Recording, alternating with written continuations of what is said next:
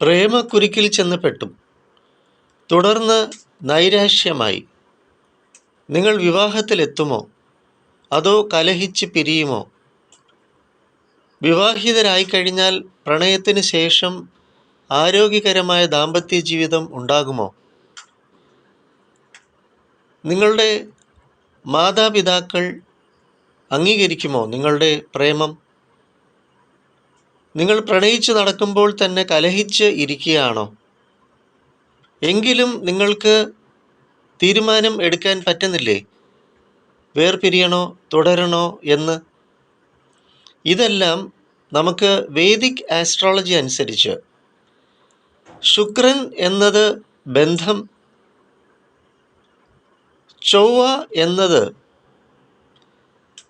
സുഖ സൗഖ്യം, ചന്ദ്രൻ എന്നത് വൈകാരികത. നിങ്ങളുടെ ജ്യോതിഷ പ്രകാരം ജാതകം അനുസരിച്ച് സൂര്യരാശിയും കൂടി നോക്കി ഉയർന്നു വരുന്ന നിലവിലെ ചിഹ്നങ്ങളും ഗ്രഹസ്ഥാനങ്ങളും കൂടി നോക്കി വേണം നിങ്ങളുടെ മനസ്സിൻ്റെ അവസ്ഥയും നിങ്ങളുടെ വൈകാരികമായിട്ടുള്ള ബന്ധത്തിൻ്റെ സ്ഥിതിഗതികളും നോക്കി കണ്ട് വേണം മുന്നോട്ട് പോകാൻ. ഇല്ലെങ്കിൽ നിങ്ങൾ ഭീകരമായ ഭയാനകമായ നിരാശയ്ക്ക് അടിമപ്പെട്ട് ദുഃഖ ജീവിതം തുടർന്ന് നയിക്കേണ്ടി വരും. സൂക്ഷിക്കുക. ഞാൻ നിങ്ങളുടെ സ്വന്തം സുഹൃത്തും വഴികാട്ടിയുമായിട്ടുള്ള ജ്യോതിഷഭൂഷണം നാഗരാജ് ആണ്.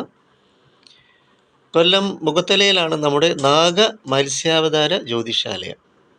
9605743596 വിളിച്ച് വ്യക്തമായിട്ട് നിങ്ങളുടെ ജീവിതത്തെ സുരക്ഷിതമാക്കൂ. വരിക. വെൽക്കം.